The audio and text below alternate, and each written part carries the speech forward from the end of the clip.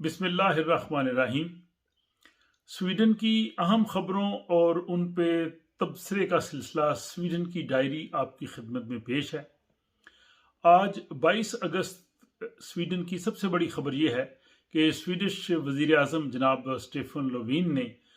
वजारत उज़्मा और अपनी जमात social Democrat की सदारत से मुस्तफ़ी होने का ऐलान किया है।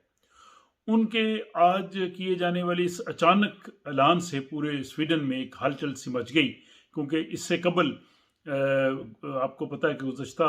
दौर में उनके खिलाफ अदम एतमाद की तहरीक भी मंजूर हुई, लेकिन दोबारा वो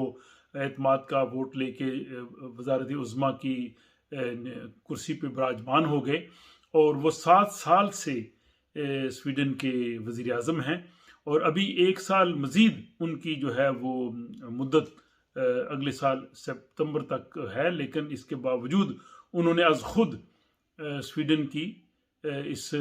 सबसे बड़े ओहदे वजारत उज़्मा से मुस्तफ़ी होने का ऐलान किया है और साथ ही उन्होंने अपनी जमात, जो कि स्वीडन की सबसे बड़ी जमात है सोशल डेमोक्रेट, उसकी सदारत से भी मुस्तफ़ी होने का ऐलान किया है और नवंबर तक वो अपना ये ओहदा अपने पास रखेंगे और नवंबर में स्वीडन के नए वज़ीर आज़म का इंतखाब होगा और साथ ही उनकी जमात जो है सोशल डेमोक्रेट उस के भी सदर का इंतखाब किया जाएगा। उन्होंने कहा है कि हर चीज़ का ज़ाहिर इख्तिताम होता है, हर चीज़ का एक दौर होता है। तो मैं समझता हूँ कि मैंने 7 साल वजारत उज़्मा बड़े अच्छे तरीके से की है और अगरचे 1 साल की मुद्दत के लिए मैं मज़ीद वज़ीर आज़म रह सकता हूँ, लेकिन मैंने जाने का फ़ैसला इसलिए किया है कि अगले साल स्वीडन में आम इंतखाबात होने हैं। तो मैं चाहता हूँ कि पार्टी नए सरबराह का इंतखाब करे और वो जो नया सरबराह हो वही पार्टी के विजन को लेके चले और अगले इंतखाबात में वो अपनी जमात के लिए काम करे। तो ये एक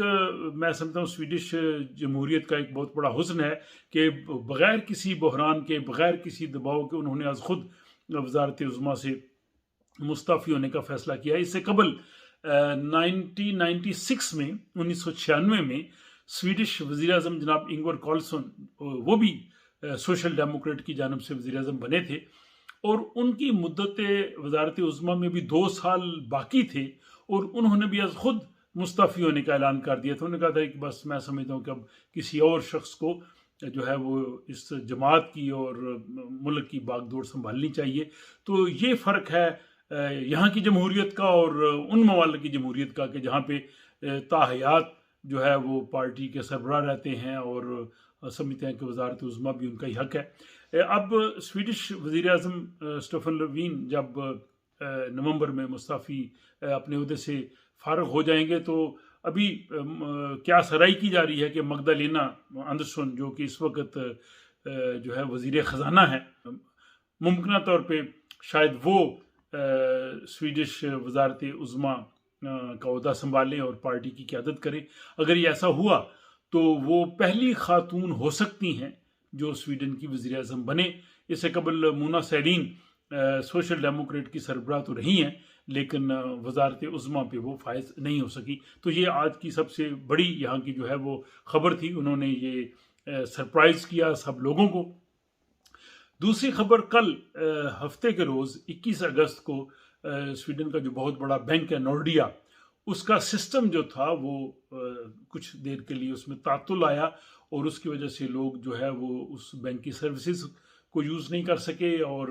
उनके अकाउंट में जो है वो रकम जो है वो भी गायब हो गई। तो बहुत से लोगों को परेशानी हुई, लेकिन इसके बाद बैंक ने कहा कि ये एक आर्जी ख़राबी थी और जो कि बाद दोपहर दुरुस्त कर दी गई और इसके बाद जो है वो बैंक अकाउंट्स और सारा वो सिलसिला जो है वो बहाल हो गया। तीसरी अहम खबर स्वीडन की ये है कि यहाँ की पुलिस को जदीद गाड़ियाँ दी जा रही हैं।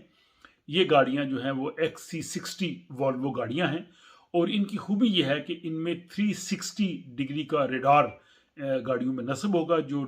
बराह रास्त पुलिस कंट्रोल रूम के साथ मुंसलिक होगा। ये गाड़ी सड़क पे जब जाएगी तो हर तरफ आने जाने वाली गाड़ियाँ जो उसके करीब होंगी उन पे नज़र रखेगी। मसलन अगर किसी गाड़ी ने टैक्स पे नहीं किया तो उसकी रजिस्ट्रेशन की जो है नंबर, उसको वो खुद रीड करके मुतलका जो है वो इदारे को बता देगी कि ये फ़लाँ गाड़ी जो है इसने जो है वो टैक्स पे नहीं किया, या جو گاڑیاں اس وقت سڑک پہ ہوں گی تو ان کی سپیڈ کو بھی چیک کرے گی، اور اس میں نہ صرف جو ہے وہ جس سمت یہ گاڑی جا رہی ہوگی بلکہ مخالف سمت سے آنے والی گاڑیاں ان کی سپیڈ کو بھی یہ چیک کر سکے گی۔ تو اس لحاظ سے جو لوگ سویڈن میں گاڑی چلاتے ہیں ان کو مزید محتاط رہنے کی ضرورت پیش آئے گی۔ یہ جدید گاڑی 7.5 لاکھ سویڈش کرون اس کی قیمت ہے، اور یہ پولیس کو جو ہے وہ دی جانا شروع ہو رہی ہیں، اور اس کے بعد پورے سویڈن میں پولیس جو ہے وہ ان گاڑیوں کو استعمال کرے گی۔ اب آپ کو بتائیں گے کہ یہاں پہ جو کووڈ-19 ہے اس کی صورتحال سویڈن میں کیا ہے۔ تو صورتحال یہ ہے کہ یہاں پہ سویڈن میں کرونا کے کیسز میں تھوڑا اضافہ ہو رہا ہے، اور اگرچہ اس میں جاں بحق ہونے والوں کی افراد کی تعداد جو ہے وہ بہت ہی کم ہے، اور دوسرا یہ ہے کہ چونکہ سویڈن میں تقریباً 80% لوگ جو ہیں ان کو کم از کم ایک ویکسین کی جو ہے وہ ڈوز مل چکی ہے، تو چونکہ پاپولیشن جو ہے وہ ان کو ویکسین ہو چکی ہے، اس لیے کرونا کے کیسز اس طرح سے اتنے زیادہ نہیں جیسے گزشتہ سال تھے۔ اور دوسرا یہ ہے کہ جن لوگوں کو یہ ابھی ہو بھی رہا ہے کووڈ-19 کے کیسز میں جو مبتلا لوگ ہو رہے ہیں، زیادہ تر وہ لوگ ہیں جنہوں نے ویکسین نہیں لی۔ تو اس اعتبار سے اگرچہ کیسز کی تعداد میں اضافہ ہو رہا ہے لیکن یہ تشویشناک نئی صورتحال نہیں ہے، اور اب یہاں پہ اسکول اور کالجز میں تعلیمی سرگرمیوں کا آغاز ہو چکا ہے۔ اب اس کے بعد چند ویک کے بعد جو ہے وہ صورتحال زیادہ واضح ہوگی کہ جب لوگ گرمیوں کی چھٹیوں سے دوبارہ اپنے کاموں پہ آئیں گے اور تعلیمی ادارے کھلے ہیں تو پھر صورتحال جو ہے وہ کس طرح کی ہوگی، پھر جو ہے وہ ماہرین اس کے بارے میں نئی پیش بندی کریں گے۔ لیکن ابھی تک جو انہوں نے پابندیاں عائد کی تھیں وہ 1 سپٹمبر کے بعد ان پہ مزید جو ہے وہ نظر ثانی کریں گے۔ یہاں ایک افسوسناک واقعہ بھی ہے، اسلو ایک جگہ ہے، وہاں پہ ایک 15 سالہ طالب علم نے اپنے اسکول کے ہی ایک ملازم جن کی عمر 45 سال تھی ان کو شدید زخمی کیا۔ بعد ازاں پولیس نے اس طالب علم کو گرفتار بھی کیا ہے، اور جو زخمی تھے ان کی جو صورتحال ہے وہ زیادہ تشویشناک نہیں ہے، لیکن ان کو ہاسپٹل میں علاج معالجے کے لیے داخل کیا گیا ہے۔ تو یہ بھی ایک اس لحاظ سے ایک افسوسناک خبر ہے۔ یہاں سویڈن میں